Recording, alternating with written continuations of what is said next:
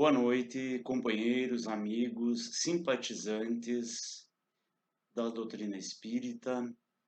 Hoje estamos aqui para mais uma exposição doutrinária da Associação Espírita Chico Xavier de Passo Fundo. Nós convidamos a todos que deem o like, se gostarem desse conteúdo, também que se inscrevam no canal, porque é muito importante para a divulgação da nossa doutrina. Nós inicialmente faremos uma breve oração, buscando a conexão com o nosso guia espiritual, com os guias espirituais da Associação Chico Xavier, que nós possamos nos dispor, nesses minutos que aqui estaremos, a assimilar o Evangelho do Mestre, que é o núcleo central da doutrina espírita e ao qual nos remetemos a todo momento e onde buscamos a nossa lucidez. Então hoje nós trazemos para a nossa reflexão 2 capítulos do livro No Mundo Maior, da série A Vida no Mundo Espiritual, também conhecida como série André Luiz. Esse volume, No Mundo Maior, é o 5º livro da série. E eu trago para nós hoje partes de 2 capítulos dessa obra, para que nós possamos meditar, refletir a respeito de algumas realidades do espírito e da nossa vida também, tanto encarnados quanto desencarnados. Então, começamos com o capítulo 1 da obra, partes do capítulo 1, onde o Calderaro, que é o orientador, o mentor espiritual, a quem André Luiz está seguindo neste momento, ele, Calderaro, André Luiz e outros companheiros, trabalhadores dos planos superiores, e no caso da Cidade Nosso Lar, eles se aproximam, no final de tarde, se aproximam do planeta Terra em torno de um parque onde havia muitas árvores e no entorno dessas árvores estava marcada uma reunião, estava marcado ali um encontro muito importante que nós já vamos entender melhor. Eu vou ler aqui literalmente da obra, que tem um tom até bastante poético, quando André Luiz nos diz assim: o vento passava cantando em surdina, no recinto iluminado de claridades inacessíveis à faculdade perceptiva do olho humano, aglomeravam-se algumas centenas de companheiros, temporariamente afastados do corpo físico pela força liberativa do sono. Então, a maior parte dos que estavam ali presentes eram companheiros, irmãos encarnados, que nesse momento estavam ali reunidos durante o desprendimento do sono. E o plano espiritual, então, que está coordenando esse encontro, está ali atento e já preparado para dar início a essa reunião. Então, o Calderaro explica para o André Luiz o que são esses irmãos que estão ali reunidos. Ele diz assim: temos aqui em cálculo aproximadamente 1.200 pessoas. Deste número, 80% constituem-se de aprendizes dos templos espiritualistas em seus ramos diversos, ainda inaptos aos grandes voos do conhecimento, conquanto nutram fervorosas aspirações de colaboração do plano divino. Então, eram em torno de 1.200 pessoas, espíritos desencarnados.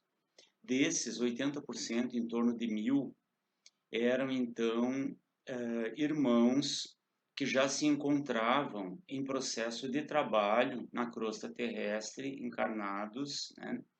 e que pertencem a templos espiritualistas, então não necessariamente espíritas, templos espiritualistas, e esses companheiros são pessoas que estão em processo de crescimento, de despertamento, já apresentam uma certa boa vontade, evidentemente, por isso também foram convidados para esse encontro, mas o André diz, ou melhor, o Calderaro diz para o André que exemplificam a boa vontade, exercitam-se na iluminação interior através de esforço louvável, mas que ainda não criaram o cerne da confiança para uso próprio. Então, aí nós vemos que são individualidades, assim como nós, de maneira geral, né? Ainda um pouco inseguros, ainda um pouco titubeantes diante do trabalho no bem, no trabalho com o Cristo, que é a grande missão do espírito em evolução, de acordo com a nossa doutrina. Ele diz que este grupo, os componentes desse grupo, tremem ante as tempestades naturais do caminho e hesitam no círculo das provas necessárias ao enriquecimento da alma, exigindo de nós, no caso, o plano espiritual superior, do qual ele faz parte, o Calderaro, particular cuidado, pois que pelos seus testemunhos de diligência na obra espiritualizante, são os futuros instrumentos para os serviços na frente, ou seja, cada vez mais conforme o espírito vai se esclarecendo, se tornando mais lúcido e mais embrenhado no trabalho de atendimento, no trabalho da caridade, tomando uma palavra mais ampla, mas ele vai se adiantando e ficando responsável, né, por situações e, e coordenações e direcionamentos em relação aos grupos. O plano espiritual aqui, então, ele está apostando nesse grupo de trabalhadores, e ele fica muito atento a esse grupo de trabalhadores, porque são aqueles que estão sendo preparados cada vez mais para assumirem mais responsabilidades. Aí o Calderaro diz assim: apesar da claridade que lhes assinala as diretrizes, ainda padecem desarmonias e angústias que lhes ameaçam o equilíbrio incipiente, né, o equilíbrio ainda iniciante, e que a libertação pelo sono é um recurso imediato que ele chama de nossas manifestações de amparo fraterno. Então, é um recurso que o plano espiritual superior usa, né? Nós, quando entramos em desprendimento pelo sono, nós buscamos as nossas afinidades de acordo com a emanação da nossa consciência, da nossa vibração pessoal. E esses que estão ali, eles já foram contactados, né? Eles já foram convidados, né? E no seu nível mais profundo de consciência, eles sabem que estariam presentes a esse momento, a essa preleção desse espírito superior que é Eusébio, que daqui a um pouquinho nós vamos acompanhar partes dessa preleção trazida por Eusébio, né? E então o Calderaro diz que a princípio esse grupo recebe as influências inconscientemente, mas que fortalecem a mente devagarinho, gravando o concurso da memória, apresentando ideias, sugestões, pareceres, inspirações beneficentes e salvadoras através de recordações imprecisas.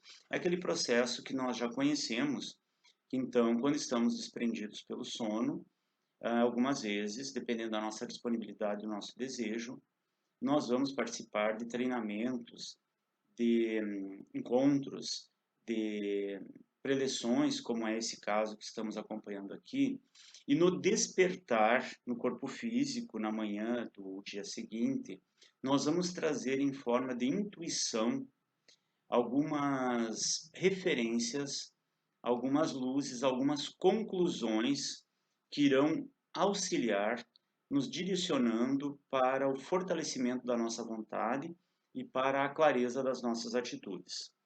Então, o Calderaro fez uma breve pausa e disse assim: Os demais, então, em torno de 200, são colaboradores de nosso plano em tarefa de auxílio. Então, são espíritos desencarnados que trabalham em organizações como o Nosso Lar e que estão ali também para presenciarem, para ouvirem e se deixarem tocar por essa preleção desse espírito. Aqui o André ele faz uma rápida descrição do Eusébio, porque então chega esse espírito que vai se manifestar e o André nos conta que ele não exibia traços de senectude, ou seja, de velhice, né? Com que geralmente imaginamos apóstolos das revelações divinas, espíritos já de bastante preparo e conhecimento e evolução, né? Ele diz que o espírito se mostrava como a figura dos homens robustos, em plena madureza espiritual. Os olhos escuros e tranquilos pareciam fontes de imenso poder magnético, que é muito comum em espíritos elevados, né? E contemplava a eles sorridente, qual um simples colega. Então, a presença do Eusébio impôs, nesse contexto, nesse meio onde eles estavam, um respeitoso silêncio. Pararam todas as conversações que estavam acontecendo ali, né? E ante os fios de luz que os trabalhadores do plano espiritual teciam em redor, isolando-os de qualquer assédio eventual das forças inferiores, apenas o vento calmo erguia a voz, sussurrando algo de belo e misterioso à folhagem. O André realmente é bastante poético nas descrições, né? E aqui nos lembremos então de que mesmo um mentor espiritual de autoescola, de uma compreensão já de uma bondade, de um conhecimento bastante elevado, ele vem até esse grupo nas cercanias do planeta Terra e mesmo assim sempre o plano espiritual precisa fazer uma corrente, precisa fazer uma proteção em torno desse evento para que os espíritos menos esclarecidos, aqueles que podem atrapalhar em alguma medida esse encontro, ou que conscientemente querem prejudicar esse encontro, para que eles não tenham acesso. Então, dentro de toda uma equipe que coordena um trabalho dessa ordem, há espíritos que estão ali fazendo, então, o isolamento dessa área para evitar qualquer surpresa desagradável por parte dos espíritos menos esclarecidos, por parte das trevas. Então, o André diz que todos se sentam à escuta do Eusébio, enquanto ele se mantinha em pé e que aquela vigorosa personalidade infundia uma veneração e carinho, confiança e paz. E aqui então Eusébio vai orar fervorosamente antes de iniciar a sua preleção. Vejamos que mesmo os espíritos mais fortificados na luz, os espíritos mais iniciados já no plano espiritual superior, não abrem mão da oração no momento de iniciarem uma fala, um encontro como este. Então, Eusébio ora fervorosamente. Então, nós chegamos agora naquele momento em que o Eusébio vai fazer a sua preleção. Nós vamos entender agora, pelas palavras de Eusébio, nós vamos entender o alcance grandioso que tem uma entidade deste quilate e como ele traz um esclarecimento preciso, concreto e muito inspirador para este grupo que estava ali reunido no aguardo deste encontro. Eu peguei partes do capítulo 2 do livro, então, No Mundo Maior. Eu peguei partes dessa preleção de Eusébio. Pincei algumas partes que me tocaram mais para que nós pudéssemos, então, olhar em conjunto. Tudo que vai se ver aqui agora são palavras do Eusébio, Nós temos aqui, para quem está acompanhando também nas lâminas, que estão dispostas aqui no canto, aqui embaixo, nós temos parênteses com reticências, que é onde eu faço cortes. Onde não tem isso, eu estou seguindo o texto corrido do livro, e quando aparece novamente, então, os parênteses, é porque eu faço um corte. O Eusébio, então, vai nos dizer o seguinte: se visitais a nossa companhia, ou seja, a companhia dos desencarnados do plano espiritual superior, buscando orientação para o trabalho sublime do espírito, não vos esqueça vossa luz própria, não conteis com archotes alheios para a jornada.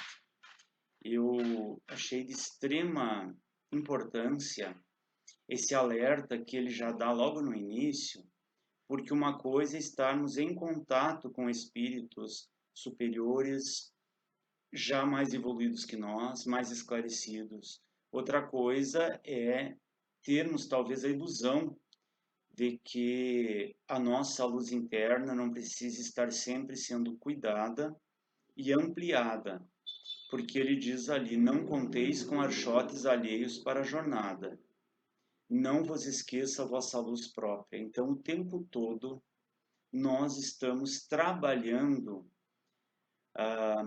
a voltagem da nossa luz interna, porque nós somos emanadores de energia.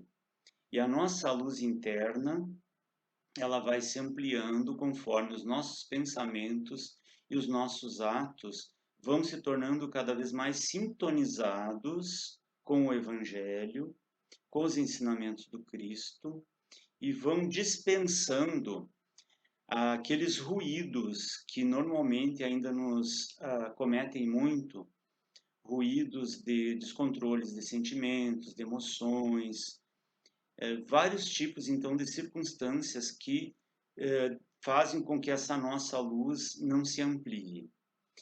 Ele diz assim: não reclamemos ingresso em mundos felizes antes de melhorar o nosso próprio mundo. Às vezes a gente quer ter a ilusão de que num passo nós vamos passar, nós iremos para um mundo melhor, de mais evolução, de mais facilidades, de mais compreensão, quando na verdade é o nosso mundo interno que nós vamos trabalhando, porque é uma responsabilidade totalmente nossa, e nós vamos nos trabalhando enquanto individualidade para que oportunamente nós passemos a habitar, a constituir outros ambientes diferentes dos que temos no momento. E aí ele também chama atenção para que se esqueça o velho erro de que a morte do corpo constitui milagrosa imersão da alma no rio do encantamento. Porque o que acontece, mesmo nós espíritas, com o nosso conhecimento a respeito dos processos, dos estágios evolutivos do espírito, do reencarne, do desencarne, do processo da erraticidade no mundo espiritual, mesmo nós, muitas vezes, temos a tendência a acharmos que, porque fizemos determinado número de tarefas, cumprimos determinadas vencemos determinadas circunstâncias que se nos foram apresentadas, enfim, nós às vezes achamos que após o desencarne podemos herdar, podemos atrair uma região, digamos, mais favorável. Isso é tudo muito relativo. Isso tudo realmente depende muito dessa manutenção dessa sintonia e desse trabalho no bem. Então ele está nos chamando a atenção porque é uma ilusão que ocorre, né? Desencarna, e daí, enfim, nós sabemos que nós desencarnamos e nos mantemos exatamente naquele segmento de energias, de forças, de consciência que estamos ali naquele momento, e aí nós vamos seguir a partir dali. Sim, muitas vezes com apoio, com auxílio de entidades queridas, de alguns que nos precederam no desencarne, né? Mas não podemos contar com milagres. Ele diz assim: sabemos que a harmonia interior não é artigo de oferta e procura nos mercados terrestres, mas aquisição espiritual só acessível no templo do Espírito. Então, harmonia interior, né, é uma busca, é uma conquista permanente, né, e ela é adquirida passo a passo, milímetro a milímetro, dentro do caminhar do espírito imortal. Ele daí continua, ele segue a preleção dizendo assim: faz-se necessário acendamos o coração em amor fraternal à frente do serviço. Essa é a grande disponibilidade que o Cristo espera de nós, a abertura do nosso sentimento, do nosso coração, em amor fraternal, ou seja, aberto a todos quantos possam estar no nosso entorno, visto que nós aprendemos dentro da doutrina que todos somos irmãos, independente da consanguinidade. Então, essa abertura do coração à frente do serviço é importantíssima. Ele chama a atenção que não basta a crença que espera, que é indispensável o amor que confia e atende, transforma e eleva, como vaso legítimo da sabedoria divina. Porque nós passamos por estágios no nosso processo evolutivo que nós muitas vezes nos colocamos à espera e às vezes até figurativamente de braços cruzados, né? Nós ficamos esperando. E a lei, o lema de ordem é o trabalho, é a ação. Então, sempre que nos dispomos à ação, saímos do lugar onde estamos e nos surgem os recursos e as intuições necessárias para que nós possamos avançar. Então ele diz assim que no prosseguimento da ação que nos compete, não esqueçamos de que a evangelização das relações entre as esferas visíveis e invisíveis é dever tão natural e tão inadiável da tarefa quanto a evangelização das pessoas. Aqui nos dá então a ideia, né, de que o processo de evangelização ele ocorre em todos os sentidos da vida, né? Entre encarnados para encarnados, encarnados para desencarnados, desencarnados para encarnados e entre os desencarnados, né? Então a evangelização ela ocorre em todos os sentidos, em todas as direções. Ele diz assim: não busqueis o maravilhoso.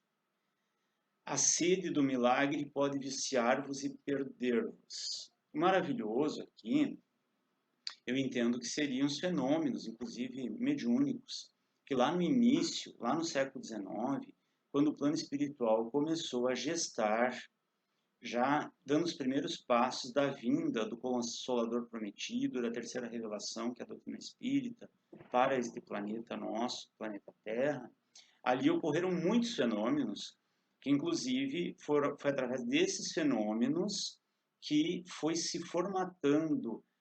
formatando os estudos, conclusões, e foi então se abrindo os caminhos para a própria codificação da doutrina. Nós temos lá os fenômenos de Hydesville, nos Estados Unidos, nós temos os fenômenos posteriormente na França das mesas girantes, que nós, como estudiosos da doutrina espírita, conhecemos bastante.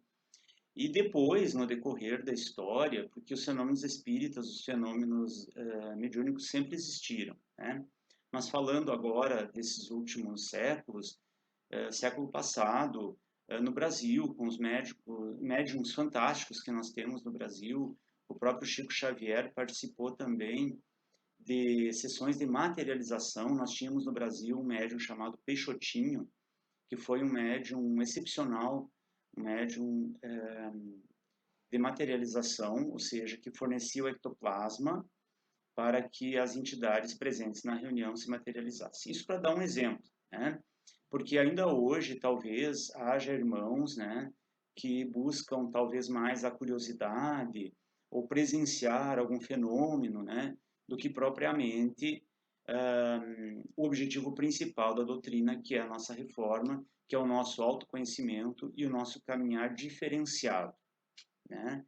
Então, nós temos esta situação do maravilhoso que existe, mas que não pode nos obscurecer o caminho e os objetivos principais, que são exatamente a melhoria de cada um. Ele sugere, então, que nos vinculemos pela oração e pelo trabalho construtivo aos planos superiores, e que esses planos superiores, então, vão nos proporcionar contato com os armazéns divinos que suprem a cada um de nós segundo a justa necessidade. Então, armazéns divinos, que inclusive aqui foi grafado com A maiúsculo e D maiúsculo, né, são as reservas, são os lugares luminíficos que existem, né, que são gestados por entidades superiores, que são o tempo todo proporcionados pela própria criação e por espíritos de luz, pelo próprio Cristo.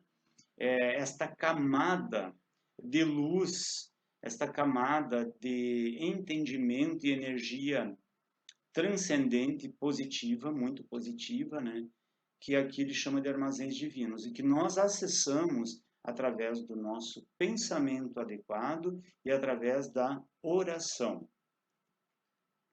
Aí ele diz assim: não intenteis o voo sem haver aprendido a marcha, né?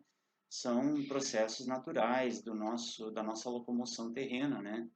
Nós precisamos primeiro aprender a marchar, para depois voar, embora o voar para nós, né, hoje é um voar feito através de equipamentos, né, mas o homem conseguiu já, né, descobrir os mecanismos para as aeronaves que estão hoje pelo mundo todo, e nós podemos voar. Mas do ponto de vista do espírito, realmente, nós precisamos ir por partes, por estágios. Às vezes a pressa, a ansiedade e a falta de conhecimento podem gerar em nós uma falsa realidade, que nós podemos caminhar, correr e voar assim rapidamente. E o progresso, ele não dá saltos, como se costuma dizer, ele vai acontecendo paulatinamente. Sobretudo, não indagueis de direitos prováveis que vos caberiam no banquete divino, antes de liquidar os compromissos humanos. É aquela vontade, é aquele desejo, né, que nós temos de ter direitos, de já alcançarmos regiões e situações mais iluminadas, né, esquecendo muitas vezes que todos somos bastante devedores perante a lei, que a lei é extremamente justa e extremamente amorosa, e que nós sempre temos uma cobrança menor do que aquilo que realmente competiria àquele trajeto que vamos fazendo e aquelas lacunas e aquelas situações em aberto que vão ficando para trás. Então ele diz que é impossível o título de anjos sem sermos antes criaturas ponderadas, né? E sempre nesse sentido de não nos iludirmos, não acharmos que poderemos nos projetar de um estágio ao outro assim rapidamente. Soberanas e indefectíveis leis nos presidem os destinos, somos conhecidos e examinados em toda parte. Então as leis de Deus, que são leis imutáveis, né? Elas nos dirigem os destinos, né? E elas estão em toda parte, não só no planeta, mas no universo todo, né? Elas estão em todo o universo, porque Deus não criou o planeta Terra, né? Deus criou o universo, a vida, tudo, tudo, tudo que há, que nós não temos nem noção, inclusive, de por onde possa andar, né? Jesus Cristo, então, é o Espírito elevado que foi escolhido para governar o nosso planeta Terra desde a sua formação, né? Mas as leis divinas, elas estão presentes em toda a parte. Então, o Eusébio vai nos dizer que as facilidades concedidas a espíritos santificados, que por vezes nós admiramos, elas são prodigalizadas a nós por Deus em todos os lugares.